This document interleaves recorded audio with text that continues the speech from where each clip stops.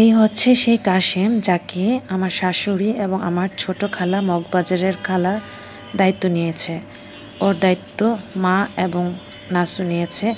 তো ও আজকে আসছে, থার্সডে আজকে দুপুরে ওরা খেয়েছে, কারণ খাবারটা আমার ছোট খালা খাওয়াইছে। এই বাচ্চারা হচ্ছে 60 জনের মতো আছেন, সাথে হুজুররা আছে, আর আমাদের বাসায় এই খাবারগুলি নিয়ে আসছে। আচ্ছা হ্যাঁ, কেন খাবার নিয়ে আসছে সেটি বলছি। এই খাবারটা খাওয়াইছে আমার ছোট খালাই, কারণ ওরা মানে এই কাশেম, ওর নাম হচ্ছে আবুল কাশেম, মেবি আবুল কাশেম, আমি এক্সাক্ট বলতে পারছি না, বাট কাশেম নামই আমি চিনি। তো ওর আজকে ওর হাফেজি শেষ হয়েছে, এখন জাস্ট শুনানি হবে। তো হাফেজ শেষ হওয়ার পর ও পাগড়ি পেয়েছে, তো জুব্বা পরে সে পাগড়ি নিয়েছে। এই জুব্বাটা আমার আম্মু বানাই দিচ্ছে, মানে ও যে জুব্বাটা পরে আছে, তো সেটা পরে আমাদের কাছে দেখা করার জন্য আসছে। আর খাবারটা নিয়ে আসাটা তো একটা উসিলা, বাট অন্য কারোর দিয়েও খাবার পাঠাতে পারতো হুজুর, কিন্তু না, আজকে কাশেম আমাদের জন্য খাবার নিয়ে আসছে, দুপুরের লাঞ্চ। এখানে বিফ বিরিয়ানি আর সালাদ নিয়ে আসছে। আজকের এই বিফ বিরিয়ানি আমাদের কামরুল হুজুর হুজুর বানিয়েছেন, উনি নিজের হাতে এটা রান্না করেছেন, যেটি কাশেমের আপন কাকা হয়। তো ওকে আমার শাশুড়ি এবং আমার ছোট খালা অনেক দিন ধরেই ওর দায়িত্ব নিয়েছে, ওকে হাফিজি পড়াবে। ইভেন ওর হাফিজি শেষ হওয়ার পর যদি সে মাওলানা পড়তে চায় সেটিও পড়াবে। তার বড় ভাই, এই যে স্ক্রিনে দেখতে পাচ্ছ, এ হচ্ছে কাদের, তাকে আমার আব্বু আর এই ছোট খালা পড়াইছে। তো ওকেও হাফিজি বানাই ফেলছে, ও এখন বড় হুজুর হয়ে গেছে। ও আর বেশি পড়তে চায়নি, যার কারণে ওকে বেশি পড়ানো হয়নি।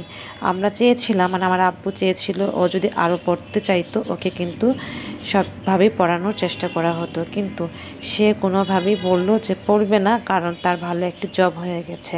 তো দেখা গিয়েছে ফ্যামিলির বড় কেউ, তারপর তার উপর বাবা মারা আশা করে থাকেন, তাই কাদের যেটি করলো, হাফিজি শেষ করে একটা মাদ্রাসায় চলে গেল, যেখানে তার জব হয়েছে, স্যালারি পাচ্ছে সে এখন।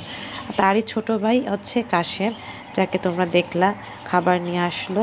তাকে আমার ছোট খালা যেহেতু পড়াচ্ছে, তো দেখা গিয়েছে ও আমাকে বলছে, এবং আমার আমার শাশুড়ি মা আমাকে বলছে যে সে যদি পড়তে চায় আমরা পড়াবো, কোনোভাবে মানে কম্প্রোমাইজ করব না, পড়ালেখার ক্ষেত্রে নো কম্প্রোমাইজ। তো এই জিনিসটা আমার কাছে খুব ভালো লাগছে। আজকে আমি মেমোরি করলাম, কারণ সে পাগড়ি পেয়েছে এবং হাফেজ হয়ে গেছে প্রায়, এখন জাস্ট শুনানি হবে 2 মাসের মতো, তারপর সে আবার নতুন করে অন্য মাদ্রাসায় পড়বে, এরকম কিছু একটা নিয়ম, আমি জানি না এক্সাক্ট।